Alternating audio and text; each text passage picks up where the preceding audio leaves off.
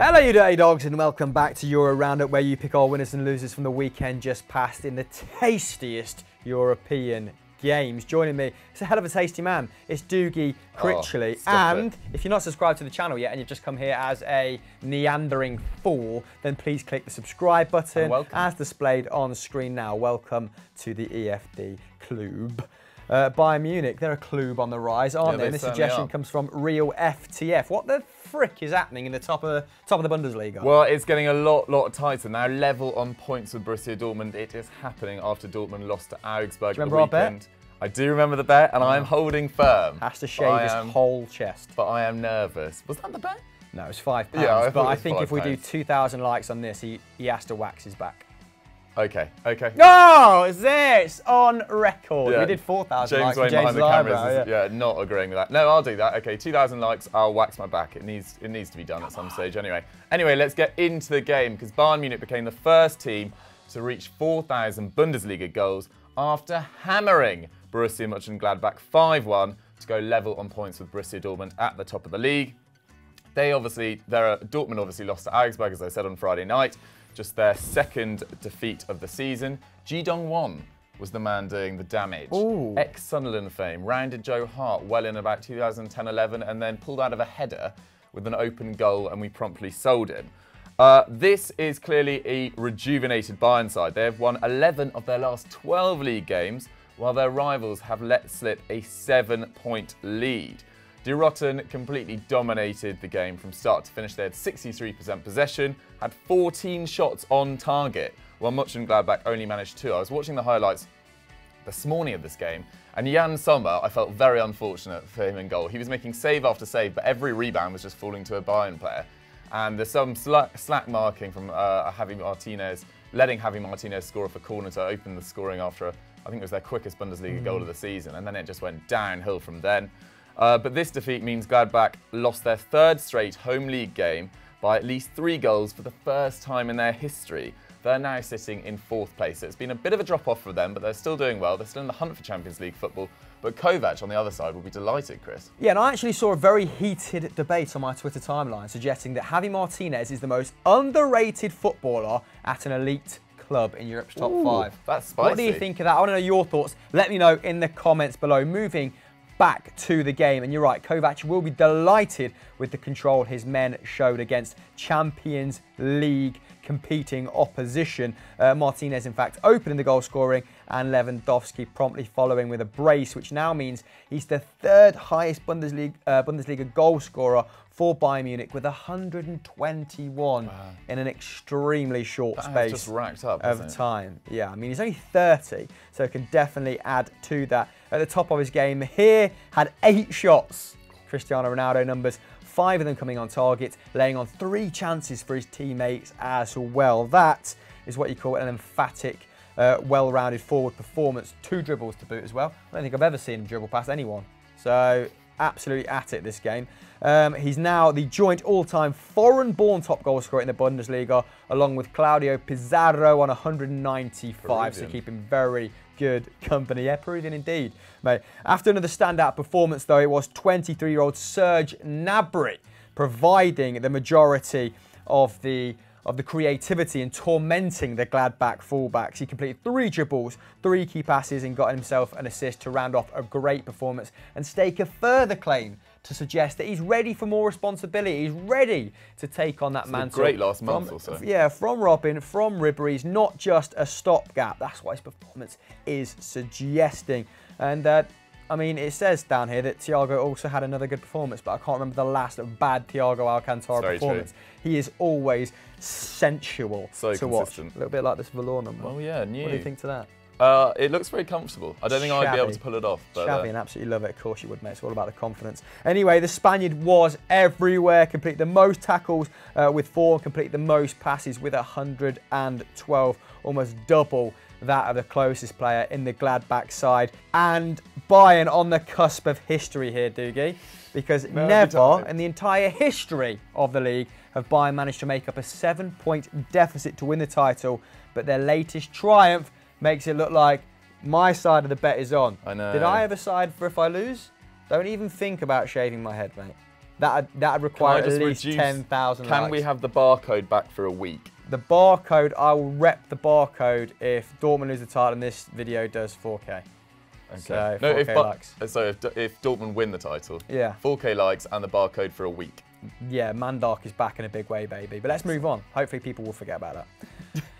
First loser is Real Madrid, and this comes in from regular contributor @BladeThunderbolt. Thank you very much again, Christopher. Oh, what is happening to El Clasico? I know. It's been a walk in the park for Barcelona Too recently. easy, yeah. They moved 12 points clear of Real Madrid at the top of La Liga after a second El Clasico win in just 4 days. Ivan Rakitic grabbing the only goal, a lovely little dink after a 1-2 with Sergi Roberto, who actually started at right back in this game, started in midfield against Real Madrid in the cup tie, and has been given the nod in a number of big games, hasn't Definitely. he? Really has Valverde's Valverde really confidence, likes him, yeah. does the young Spaniard. So yeah, that was only Rakitic's 3rd goal of the season. That also prompted Jose Mourinho on beIN Sports to say that he is in fact one of the most underrated players in Europe. So maybe it's between Martinez and Ivan Rakitic, because he tends to get a little bit of grief from the fans, doesn't he, Rakitic? But the defensive work he does to make up for Messi's shortfall in that regard on that right-hand side at times is absolutely incredible. He's just someone I think you'd want at the club, an absolute manager's dream. Benzema and Varane denied late on in this game, but in all honesty, Real Madrid a little bit impotent in this game. Rarely looked like equalising, even at home in the Bernabeu. And they're falling victim to all sorts of new records from this Barcelona side. A Barcelona side who are probably more solid than in recent years, but a little less inspiring. They're just getting the job done, and it's leaving fans with mixed emotions, isn't it? So we've got some punchy stats here for you. So Barcelona are now the first team in the competition's history to win 3 consecutive away games to Real Madrid. Barca have now scored in the last 23 meetings against Real Madrid in La Liga, the best run for a team in El Clasico's history. Despite Real Madrid in this game having more shots with 17 compared to the away side's relatively modest amount of 9, 6 of those coming from Vinicius Jr., who, again, very busy, a little bit unpolished still, but causing all sorts of problems. He only managed to hit the target once, so not very decisive in that regard, but you can tell he's going to become an absolute baller. The rest of his game is so there. I mean, he's pretty much dragged his side through these last two ties. 3 key passes from the Brazilian too, but he's not found the net in 7 games now. So justifying his place for his chance creation, but Real Madrid, their lack of goals has coincided with his inclusion in the side, I guess. But Gareth Bale, largely invisible in this, dude. Yeah, it wasn't great. He was starting on the right with Vinicius on the left, flanking Benzema, and he had the least amount of touches in the Madrid side with just 21. He was subbed on the hour mark, and there were boos ringing around the Bernabeu. Even Isco managed more touches, that's 23 touches, after coming on in the 75th minute. So Real have lost their last 5 El Clasicos at home when Bale has featured, and it seems like his time at the Bernabeu is coming to an end, I would predict. It will be difficult for Real Madrid to find a suitor for him, but he doesn't seem to have fitted into the dressing room, and he's not playing well enough at the moment to justify a place. I mean, definitely not consistent enough as well, and he's so injury prone as well. It just hasn't quite worked out at Real Madrid for him. I mean, he was supposed to become the main man this year, and really that's become Benzema. Yeah, I read a really interesting article actually on his time in Madrid, because he has now become the most decorated British export, and he scored 100 goals for Madrid. But the subheading of the article was, has there ever been a more forgettable, unforgettable career? Like, he's probably still scored the best one-touch goal in the Champions League final ever. He's gone abroad, very few English players have, British players even, and scored as many goals or has contributed to as many as he has. Yet, there's just something lacking in his game. Just something, he's very hard to love, basically, is the premise of this article. And I would love nothing more than to see him take a wage cut, go back to Tottenham and turn them into Premier League contenders in the last 2 or 3 years of his career. But I don't think he's going to do that. He's picking up 450k a week, I think it is, the 3rd highest paid British sports star in the world right now. And he's just like, kind of like Ronaldo in the sense that he just misses a bit of magic to his game. He makes up for that by being a supreme athlete, but there's just, just something, just a bit of a void Do you know what I mean? No emotional connection. I'm going off on a bit of a tangent. No, it's so right. I mean, there's very little affection from the fans to him and from his teammates even to him. Apparently, he only has Luka Modric really in that Real Madrid dressing room that he'd count as a friend. And there was a story last week about him refusing to come out for dinner with the team along with Cruz because he thought it was too late. And that sort of thing, you're just like, come on, Gareth, get involved. He still can't speak Spanish, and he's been there, what, 4 or 5 years?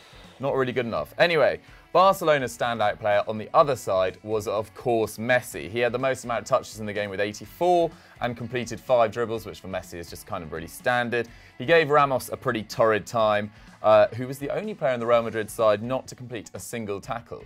And I have to give some credit, because last week I sort of called out Gerard Piqué for having a more...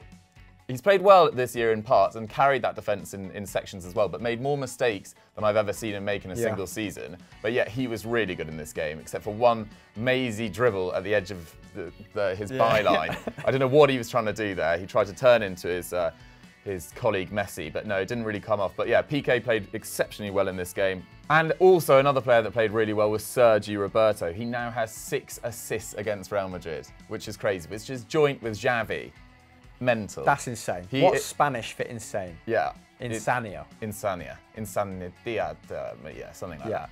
And he also made 3 tackles, 3 blocks with an 89% pass accuracy. In case you never noticed, I did actually used to speak Spanish. I wasn't just giving it a good go. But I cannot remember insane to save my life. And just, Real Madrid's life in this title race is effectively over too. He's pulled it back in. They now turn their attention to the Champions League with the second leg against Ajax tomorrow. But good news for them. Neymar told Globo TV, which is a Brazilian TV station, at the weekend that Real Madrid are, quote, one of the biggest clubs in the world, before adding any player linked with Real Madrid would feel attracted to play there. So could this move happen this summer? I mean, I think he's probably just keeping his options open in case in the PSG don't make a semi-final this year in the Champions League. They've obviously got the league title wrapped up. And yeah, he'd be a great fit at Real Madrid. I don't know whether they've got the finances to do it and whether they'd prefer going for a slightly cheaper option like Eden Hazard.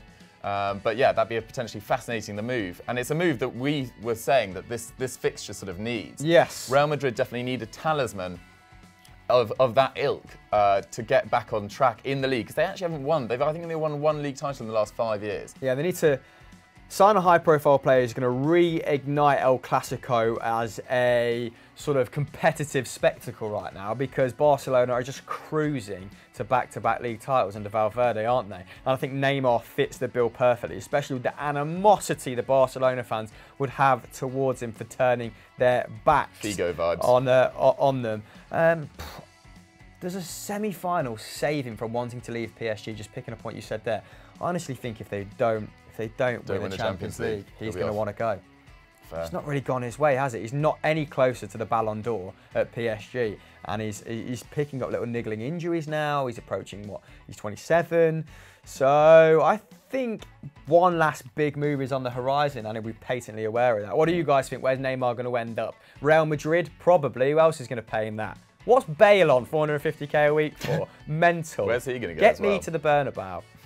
Our last winner comes from Cameron Smith, who started his own blog. So if you see a link on Twitter as he submits his winners and losers to us on Sunday, be a good sport and go and check it out and leave him some feedback. But it's Lazio who defeated a very close rival. Yeah, Lazio, like Cameron, are very much ones to watch at the moment. Lazio put in a superb performance to beat Roma in the Rome derby with goals from Felipe Caicedo, Immobile and Cataldi.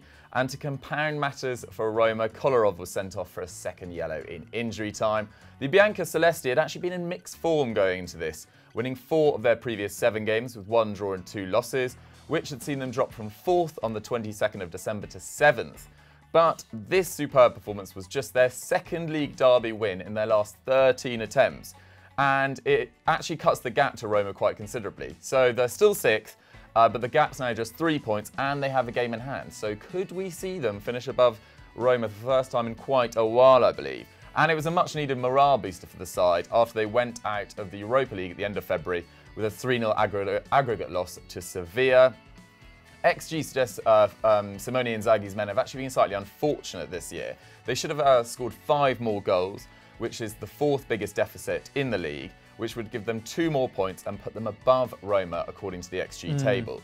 But yeah, frustrating day for Roma fans, the Giallorossi. Yeah, Di Francesco must be absolutely seething because his side were in good form going into this, and they'd started the season a little bit iffy, clumsily, and then found a good vein of form, and now it's kind of back to a certain degree of inconsistency. 6 wins in their previous 8 league games with 2 draws as well, trying to cement a European place. But as a result of this, like Doogie said, it is kind of in the balance. And they're starting to tick in all areas of the pitch. Previously goal shy, but have come alive recently in that regard. They'll be doubly disappointed that Kolarov has been subsequently banned because he was contributing heavily on the attacking end as well as being a stalwart at left back defensively. So they've now scored, have the Giallorossi, 3 or more goals in 5 of those 8 games that we just referenced, and 20 goals overall in that time, making this shutout all the more surprising. But in this game, they'll be disappointed that it maximised, I suppose, the amount of possession they had with 55%, the amount of shots they had with 15 to Lazio's 13, only managing to put 3 on target to Lazio's 4. So neither side that decisive in that regard. Dzeko being particularly guilty for the visitors. He had a game-high 4 shots, but only got 1 on target. And despite the efforts of Florenzo at right back, he did his best to kind of stem the flow, making 7 tackles and interceptions. Milinkovic-Savic could not be stopped as an attacking force. And a force all round actually. 5 tackles and interceptions, 4 aerial duels won, 2 key passes and 1 assist to his name. Just his 2nd of the season, which is a bit of a surprise really, given that his key passes have risen from 1.6 to 2.1. That's quite sizable, although last season only got 3 assists. And we want to rectify those bang average numbers given the amount of ability the big 100%. Serb has. But who will finish higher in the table, let's say? We want to know your opinions. Get it in the comments below. Hashtag Lazio or hashtag Roma. Where's your vote of confidence going? Let's move on. Our final loser is Inter Milan, and this comes in from @Menez18. He actually wanted me to include AC Milan, but I just flipped it round, and we'll talk about Inter because they had the more disastrous weekend. Chief housery from you, Dougal. What are you going to do, Menez? But Inter Milan deserved losers, aren't they really, after a 2-1 loss at Cagliari. A Perisic OG and a Pavoletti goal saw Inter Milan fall out of the top 3 for the first time since September, and they can't arrest this slump, can they? Their terrible form continues. They've only won 5 of their last 13 league games, having won 9 of the previous 13. Now, this was the 5th consecutive match in which Mauro Icardi has been missing from the starting lineup owing to a plethora of reasons, which we kind of discussed on previous shows. Yeah, it's getting a little bit murky at this point. But they're missing his incisiveness. It goes without saying. He was extremely talismanic for them. Spalletti's men only putting 6 of their 24 shots on target in this game, which was more than Cagliari, but less in terms of ratio. I think Cagliari 4 in 13, or 4 from 13 rather. And it wasn't through lack of trying. They had decent attacking endeavour. It was just that end product. Lautaro Martinez, who's been deputising in his absence, grabbed Inter's equaliser. But that was only 1 of his 2 shots on target from a monstrous 10 attempts. That's promising. At least he's having shots. He was bloody shooting from left, right and centre, wasn't there? And they're usually watertight defence of De Vrij, Skriniar, Miranda. They've got some decent defenders back there. Have now conceded 6 goals in the last 3 games. So giving up on both ends. Spalletti must be Stressetti. Yeah, let's big go old for that. Stressetti. And shout out Nainggolan for a great ball in for the Lautaro Martinez header as well. He did really well. But it was very much an unexpected result from Orlando Maran's men. They had won just 1 of their previous 7 league games going into this, with 1 draw and 5 losses in that time. They lost their last 4 league games against Inter Milan, conceding 14 goals in the process, while scoring just twice. Ooh. But XG suggests that they were good value for their win here, scoring the game at 2.6 to 2.1 in their favour. So both teams finishing was slightly off, but well done Cagliari. This victory lifts them up to 14th, I should say, 9 points clear of the relegation zone, so any fear of dropping into Serie B have been averted for this year. And their key man, Nicolo Barella, had a great game playing in that number 10 role that he's so accustomed to. He made 4 tackles and interceptions, so really leading that press. Completed 2 dribbles, made 2 key passes, and had a cheeky shot too. 19-year-old left-back Luca Pellegrini, who's on loan from Roma, also played very well on just his 4th start of the season. 7 tackles and interceptions, 3 aerial duels won, 1 dribble and 2 key passes. Well done, Luca. Very promising player indeed by the looks of that. And it wasn't a great day for De Vrij at the back. He didn't make a tackle or win a single aerial duel. So needs to get more out of his attacking players and his defensive players. That's Spalletti.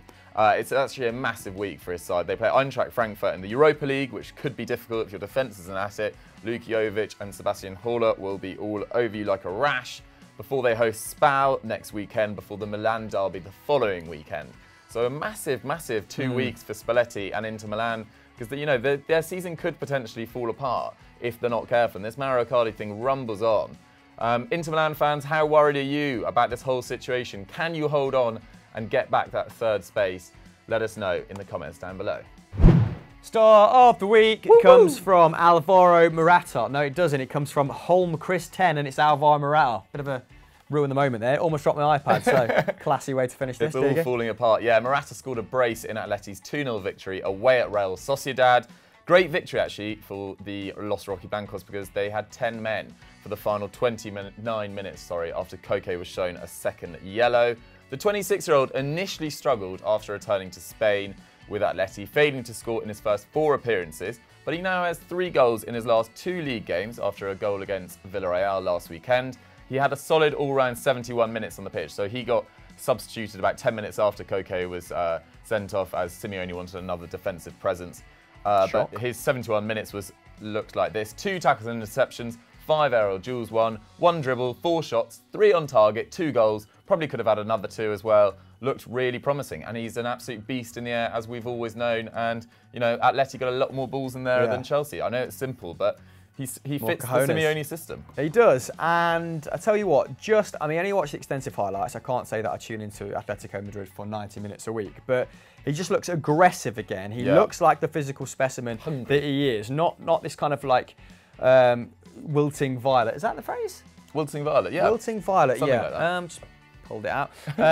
So yeah, he looks like he's enjoying his football again, and it's made a huge difference. I mean, his shots are actually down slightly from what they were at Chelsea, but if you have a look, proportionally speaking, I bet he's taking a bigger margin, a bigger percentage of Atleti's total number. So they've dropped from 3.3 at Chelsea, who under Sarri, much more chance creation than Diego Simeone's Atletico Madrid. Got a hair in my mouth there. Who've struggled on the attacking end this season. The hair's definitely still in there, but I'm going to soldier on. 2.8 shots, and his key passes have gone from 0.7 to 0.5. But he is completing far more dribbles, which would suggest he's just more comfortable on the ball, much more confident. He's on 2.6 compared to 0.6. A big rise. In his first half of the season at Chelsea. So he now has 3 La Liga goals in 5 appearances compared to 5 in 16 for the Blues. And like you said, this was an important win for Atletico Madrid. He wasn't just showing up against middling opposition. They had 10 men. They needed his goals in order to secure the points. You know, every goal is crucial to Atletico Madrid when, Diego Costa is misfiring the way he is. He looks physically spent, doesn't he, at the moment? Feel pretty sorry for him.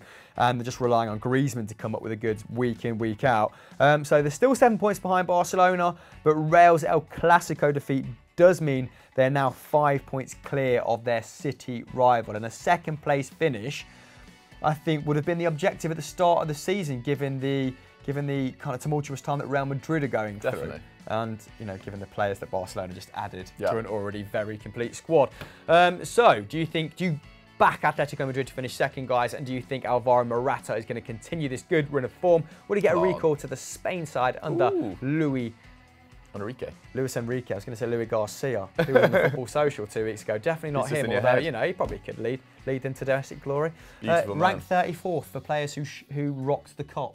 Shook the cop. What do they call it? I don't know. He just used to score bangers, didn't he? Let's go straight into the end board. Guys, you know, not guys, Doogie. What else is on Euro Football Daily? Euro Football Daily, Stat Wars the League and Stat Wars the Champions has been kicking off, and I am taking on Joe Tomlinson this afternoon, so that'll be out on Thursday as well, so make sure you come back for that. It should be heated as usual. You were pumped off screen before this. He was like, getting on playing Joe. I love taking on Joe. He gets the best and the worst out of me. People are absolutely disgusted with his behaviour on Stat Wars. I like that there's a really strong moral compass for the 50,000 people that watch Stat Wars week in, week out. Just stand up guys. Yeah, go over to FDFC as well and check out the latest non-league vlogs. I believe the boys documented Corinthians' relationship with Brazilian Corinthians because one started the other. So really nice relationship there. And they do Caparinas, a non-league football game. The Scottish actually took football to Brazil, so didn't really work out in the long term for the Scots, did it? These things happen. So, bye.